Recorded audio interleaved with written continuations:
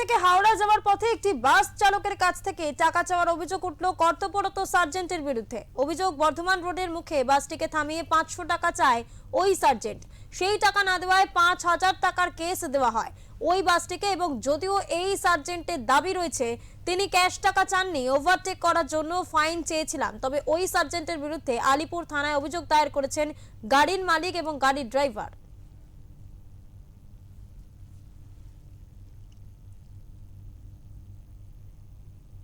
ওরা গাড়ি ধরেছিল, ধরার পরে ওরা বলছে যে 500 টাকা ক্যাশ দিতে হবে।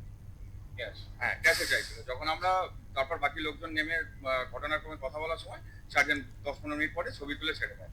তারপর জানতে পারেন, এবার এটা ওনারা জানতে পেরেছেন, আমরা জানতে পারিনি। কিন্তু সার্জেন্টের নাম সামথিং গণেশ কিছু ছিল। উনি কিন্তু কোনো মতে রাজি হচ্ছিলেন, উনি চাইছিলেন ক্যাশ। অনলাইনে আমরা বললাম যে হ্যাঁ, যদি ওভারটেক করে থাকে তাহলে অনলাইনে কেস দেবেন, আপনাদের পলিসি আছে, আপনারা কেস দেবেন, আপনাদের আইন ব্যবস্থা আছে। কিন্তু আপনি গাড়ি দাঁড় করিয়ে প্রত্যেকটা প্যাসেঞ্জারকে হ্যারাস করে, সবার অফিস টাইমে হ্যারাস করেছেন, 10 থেকে 15 মিনিট দাঁড় করিয়ে রেখেছে। তারপর আমরা প্রত্যেকে নামার পরে উনি বললেন যে ঠিক আছে। কোনো ওভারটেকিং হয়নি।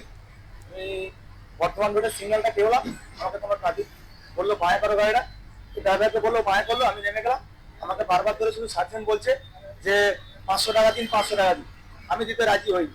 আমি বললাম আমি 500 টাকা দেবো। বর্তমান সরকার বলে দিয়েছে কোনো টাকা দেবে না, কোনো ক্যাশ দেবে না, কোনো অবৈধ হলে কোনো টাকা পয়সা দেবে না।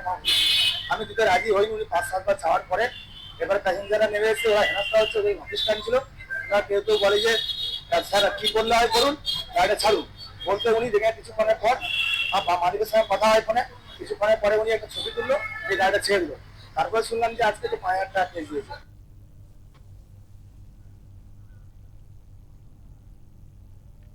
বকখালি থেকে হাওড়া যাওয়ার পথে একটি বাস চালকের কাছ থেকে টাকা চাওয়ার অভিযোগ উঠল কর্তব্যরত সার্জেন্টের বিরুদ্ধে।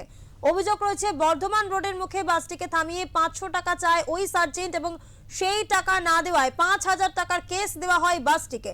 যদিও ওই সার্জেন্টের দাবি রয়েছে তিনি ক্যাশ টাকা চাননি, ওভারটেক করার জন্য ফাইন চেয়েছিলেন, তবে ওই সার্জেন্টের বিরুদ্ধে আলিপুর থানায় অভিযোগ দায়ের করা হয়েছে।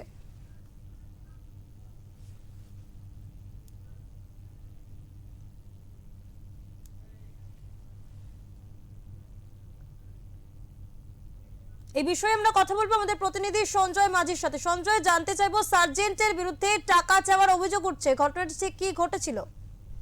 দেখো, আমরা সার্জেন্টের সঙ্গে যেটা আমরা সময় জানতে পারি যে সার্জেন্টকে যে বরিশ অফিসারের বিরুদ্ধে টাকা চাওয়ার অভিযোগ হয়েছে, তিনি সরাসরি জানিয়েছেন যে ন্যূনতম যে কেস দেওয়া হয় 500 টাকা, কেসের জন্য 500 টাকা উনি 500 টাকার কথাই বলেছেন। যেখানে বলা হয়েছে তাকে ইচ্ছাকৃতভাবে তাকে 5000 টাকার কথা বলা হয়েছে, তিনি সম্পূর্ণ অস্বীকার করেন। তারই পাশাপাশি তিনি বলেন যে সময় তিনি কর্মরত ডিউটি অফিসার কাজ করছিলেন সেই সময় দেখা যায় ওয়েবক্যাম ক্যামেরা ছিল ওনার বুকে এবং ন্যূনতম 500 টাকাই চাওয়া হয়েছিল, যেটা সরকারি নিয়ম অনুযায়ী জরিমানা হিসাবে থাকতে হয়, সেই টাকা চাওয়া হয়েছে। কিন্তু অভিযোগকারী বলছেন তিনি তার থেকে 5000 টাকা চেয়েছেন। এই ঘটনায় সেখানকার স্থানীয় পুলিশ প্রশাসন সূত্রে কি কিছু কোনো খবর পাওয়া যাচ্ছে? স্থানীয় মানুষের যে একটা চিরকালে মানুষের যে অভিযোগ থাকে পুলিশের বিরুদ্ধে সবসময় কলকাতা পুলিশের মানুষের যেহেতু পুলিশ এখন সক্রিয়ভাবে পুলিশ তার কর্তব্য পালন করছেন, যে জানাবে হেলমেট বা ক্রসিং এ কোনো কিছু হলে যে পুলিশ কেস আইনের উদ্দেশ্যে কেস দেওয়া হচ্ছে। পুলিশের প্রতি যে মানুষের একটা আক্রোশ সেটা সাধারণ মানুষের কথা বোঝা যাচ্ছে। কিন্তু যে কর্মরত যে অফিসার তিনি কিন্তু বলেছেন যে আমি কিন্তু আমার ডিউটি করছি। আর এই পাশাপাশি তিনি আরো জানিয়েছেন যে আমি ওনার থেকে 500 টাকা চেয়েছি, 500 টাকা যেটা ফাইন আর স্পট ফাইন। এমনকি তিনি মালিকের সঙ্গেও তিনি কথা বলেছেন, বাস মালিকের সঙ্গে। সঞ্জয়, তোমার কাছ থেকে আরো একটি বিষয় জানতে চাইবো যে এই আবহে বারংবার আমরা দেখেছি মুখ্যমন্ত্রী শুভেন্দু অধিকারী বারংবার জিরো টলারেন্সের কথা বলেছেন দুর্নীতিতে। সেক্ষেত্রে কোথাও গিয়ে কি মুখ্যমন্ত্রীর আদেশ অমান্য করা হচ্ছে?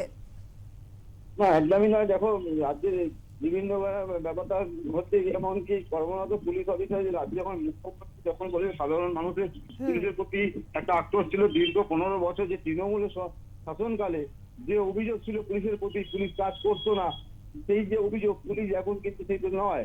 কেন এখন রাজ্যের পুলিশ বা বলা যায় কলকাতা পুলিশ থেকে শুরু করে রাজ্য পুলিশ অবস্থা চিত্রই কিন্তু সম্পূর্ণই আলাদা। পুলিশ কিন্তু যথেষ্ট কর্মভাবে কাজ করছেন এবং পুলিশের প্রতি সাধারণ মানুষের আছে যে অভিযোগ আনলেই হবে নাকি তিনি যে কর্মরত অবস্থায় যে পয়েন্টে কেস দিয়েছেন তিনি তার উপযুক্ত প্রমাণে যিনি মালিকের সঙ্গে যে কথা বলেছেন তিনি সম্পূর্ণ কথাই বলেছেন। তিনি বলেছেন যে আমি কিন্তু এই বিষয়ে মালিকের সঙ্গে ফোনে কথাও বলেছি, ওনার থেকে 500 টাকা চাওয়া হয়েছে।